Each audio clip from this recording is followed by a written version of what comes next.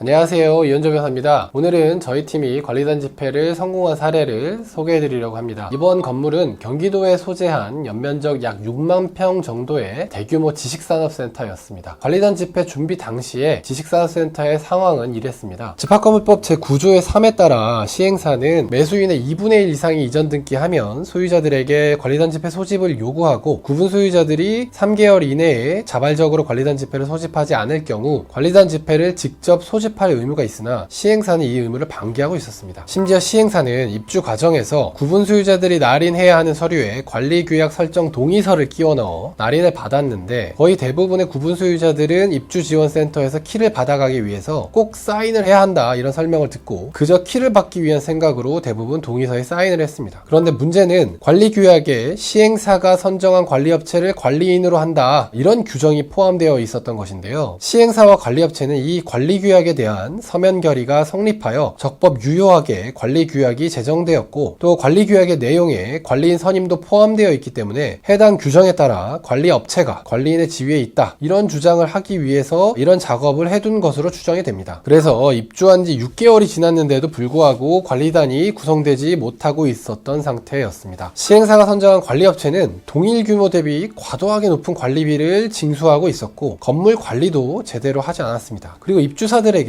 갑질을 하는 사례도 있었습니다. 그래서 입주사들의 항의가 매우 많았던 상황이었고요. 그리고 공실률이 매우 높아서 소유주들은 고금리와 비싼 관리비에 이중고를 겪고 있었습니다. 시행사와 관리업체는 건물 하자 보수도 제대로 해주지 않아서 새 건물인데도 불구하고 여기저기 누수가 발생하는 등 하자 보수가 필요한 곳들이 많았습니다. 하자 문제, 높은 관리비 문제를 해결하고 적극적인 건물 홍보를 통해 공실률을 낮추기 위한 관리단 차원의 노력이 필요한 상황이었습니다. 지금 보시는 이게 시행사가 입주 과정에서 소유자들로부터 동의서를 받아 제정한 관리규약의 일부입니다. 관리업체를 관리인으로 선임한다 라는 규정이 포함되어 있습니다. 물론 관리업체를 관리인으로 선임하는 것이 법적으로 아예 불가능한 것은 아닙니다. 그러나 소유자들이 자발적으로 관리단을 구성해서 소유자들의 이익을 대변하는 자치관리를 해나가는 데 있어서는 매우 문제가 된다는 것은 명백하죠. 시행사와 관리업체가 이런 동의서를 받아두는 이유는 그들의 경제적 이해관계 때문입니다. 관리단이 구성되면 통상적으로 시행사를 상대로 하자 보수를 요구하며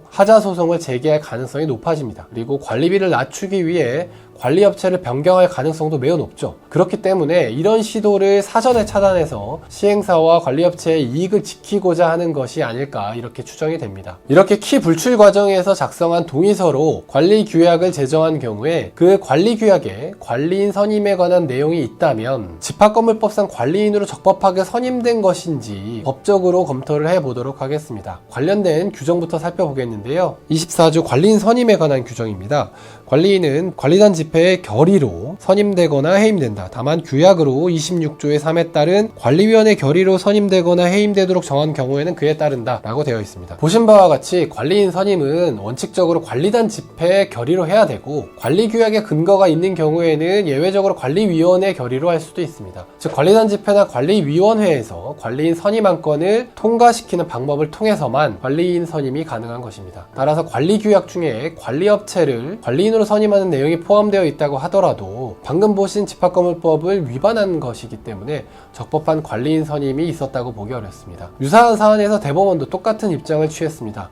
대법원 판례 사안에서 관리업체는 관리업체를 관리인으로 선임하는 내용으로 관리규약이 제정되었다 이런 주장을 했고요. 이에 대해서 대법원은 판단을 이렇게 했습니다. D가 관리를 시작할 무렵 작성된 것으로 보이는 이 사건 집합건물의 규약 제42조 이 규약에 의한 관리인으로 시행사가 지정한 업체가 최초 관리인 및 수탁관리인으로 선임된다는 내용도 위와 같은 분양계약서나 관리 동의서의 내용과 같은 취지로 보아야 하지 규약으로 원고가 이 사건 집합건물의 관리인으로 선임되었다고 볼 수 없다 라고 판단하고 있습니다. 즉 관리업체를 관리인으로 선임하는 내용의 관리규약에 대해 5분의 4 이상의 동의가 있었다고 하더라도 관리업체가 관리인으로 선임되었다고 볼 수는 없는 것입니다. 먼저 저희 팀은 방금 보신 내용과 같은 법률적 분석을 토대로 시행사와 관리업체를 상대로 관리규약을 통한 관리인 선임이 무효다라는 점을 지적하면서 통보를 했습니다. 그리고 입주 과정에서 소유자들의 의사를 제대로 반영하지 않은 채 위법한 서면 결의를 진행한 것에 강력히 항의를 했습니다. 다수의 공문과 내용 증명을 보냈습니다. 이렇게 높은 찬성률이 나올 수 있었던 것은